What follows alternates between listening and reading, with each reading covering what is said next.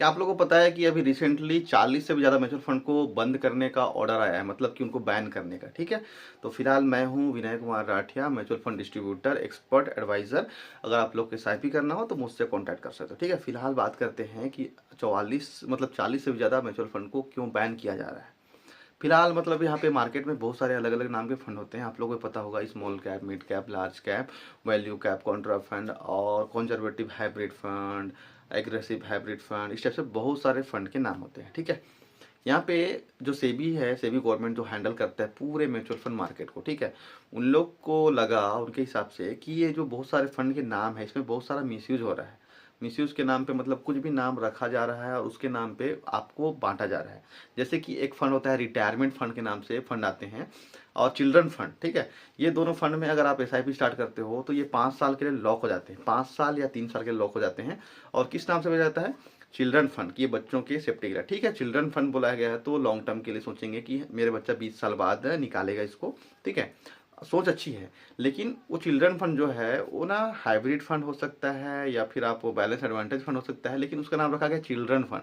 अब लोग इस भ्रम में, इस इमोशन में उसमें इन्वेस्ट कर रहे हैं कि ये बच्चों के लिए है, लेकिन ऐसा नहीं होता है। कोई भी फंड बच्चों के लिए स्पेसिफिक नहीं बनाया गया है, ना ही रिटायरमेंट फंड मतलब रिटायर के लिए नहीं बनाया गया है। वो फंड बस ऐसे होते हैं कि आपको 20 साल में आपको 12 से 14% दे देगा। चिल्ड्रन फंड है वो 20 साल तक आपको लगभग 14 से 18% दे देगा, और देता भी है। ऐसा नहीं है कि वो फंड रिटर्न कम देते हैं या फिर वो जो फंड बोला जा रहा है चिल्ड्रन फंड फेक है, नहीं।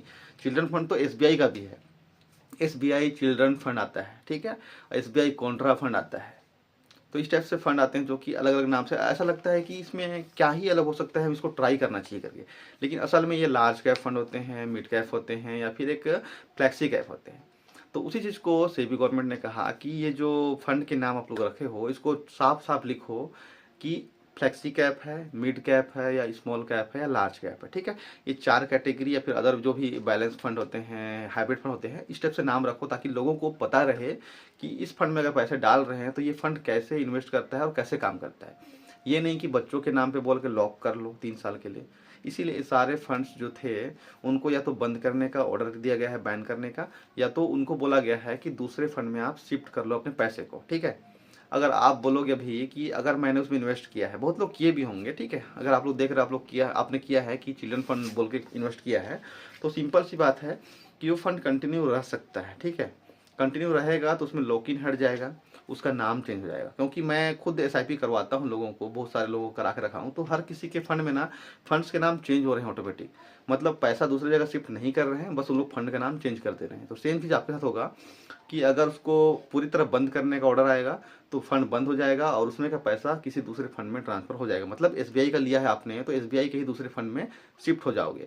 आपका पैसा नहीं डूबेगा, ना ही उसको निकालने के लिए बोला जाएगा। ठीक है, आपका इच्छा रहेगा कि उसी फंड में पैसा को रखना है, प्लस होने के बाद निकालना है, या तो आप दूसरे फंड में ट्रांसफर कर सकते हो। ठीक है, आपकी इच्छा रहेगी। ठीक है, फिलहाल यही था कि गवर्नमेंट ने कहा कि आप बला फुसला के कुछ भी फंड का नाम नहीं रख सकते, भले ही स्टेट बैंक का फंड हो या फिर एक्सिस बैंक का। ठीक है, एक्सिस का भी वैल्यू फंड आता है, एचडीएफसी का भी वैल्यू फंड आता है, एसबीआई का भी आता है। तो इस चीज़ को बोला गया है कि इसका नाम चेंज किया जाए।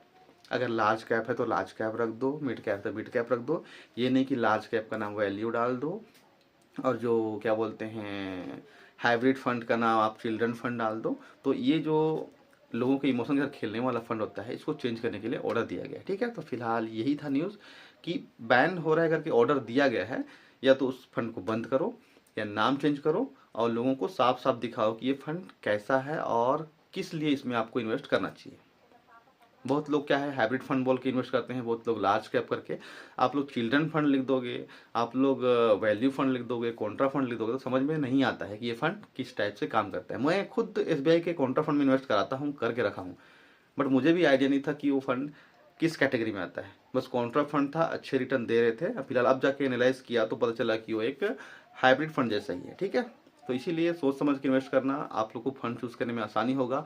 इसीलिए सेबी गवर्नमेंट ने भी कहा कि आप लोग को फंड के नाम को एकदम क्लियर रखना पड़ेगा। ठीक है, और एसबीआई म्यूचुअल फंड या फिर एक्सिस बैंक म्यूचुअल फंड या किसी भी बैंक वाले म्यूचुअल फंड में भी कोई भी एक्टर लोग प्रमोशन क्यों नहीं करते? आप लोग बोलते हो कि म्यूचुअल फंड इतना बड़ा चीज़ है तो प्रमोशन क्यों नहीं करते हैं? म्यूचुअल फंड एलआईसी और बाकी बैंक के एफडी से बहुत बड़ा है। 50% से भी ज़्यादा का पैसा, देश का पैसा म्यूचुअल फंड में रखा जाता है, लेकिन इसके बारे में बातें नहीं होती है, कोई भी एक्टर नहीं करता है, क्योंकि इसमें साफ साफ म्यूचुअल फंड के रूल्स में लिखा हुआ है कि कोई भी एक्टर इसका प्रमोशन नहीं कर सकता। क्योंकि एक्सिस बैंक ने अगर सलमान खान को ले लिया तो एसबीआई आपको आमिर खान को ले लेगा, फिर एचडीएफसी अमिताभ बच्चन को ले लेगा, इसलिए टक्कर वाली वाइज होगी और जो एक्टर पसंद है उस फंड में आप इन्वेस्ट करना शुरू कर दोगे। इसीलिए एक्टर लोग को प्रमोशन करने का अधिकार नहीं है। नॉर्मल छोटे मोटे एक्टर लोग रहते हैं उनसे कराते हैं, बहुत छोटे मोटे ना एकदम विज्ञापन वाले, उससे ऊपर वालों को कराने का परमिशन नहीं रहता है। ठीक है, इस चीज़ को ध्यान देना। म्यूचुअल फंड कभी नहीं डूबेगा, ना ही कभी लेके आपका पैसा नहीं भागेगा, ये बहुत सेफ है। और कोई भी एक्टर नहीं करते हैं, उसका मेन रीजन है कि क्या बोलते हैं, वो जाता है डाइवर्सिफिकेशन की, यहाँ वहाँ एक्टर देख के आप एसआईपी करना स्टार्ट करोगे, इसीलिए एक्टर लोग को अलाउड नहीं है। ठीक है, और अगर आप लोग को एसआईपी स्टार्ट करना है तो आप कॉन्टैक्ट कर सकते हो मेरे को, नीचे में नंबर मिल जाएगा। आपको किसी भी बैंक में करना हो, जैसा भी फंड है, आपकी स्थिति कैसी है, आप कितने साल के लिए करना चाहते हो, आपका ड्रीम क्या है, आपको क्या खरीदना है, आप मुझे बताओ, मैं आपको उसके हिसाब से गाइड करके वैसा ही फंड आपको एसआईपी करा दूंगा। ठीक है, चलो वीडियो अच्छा लगा तो लाइक कर देना और सब्सक्राइब जरूर कर देना और कमेंट करके बताना कि आप लोग को क्या डाउट है म्यूचुअल फंड के बारे में। ठीक है, चलो थैंक यू सो मच।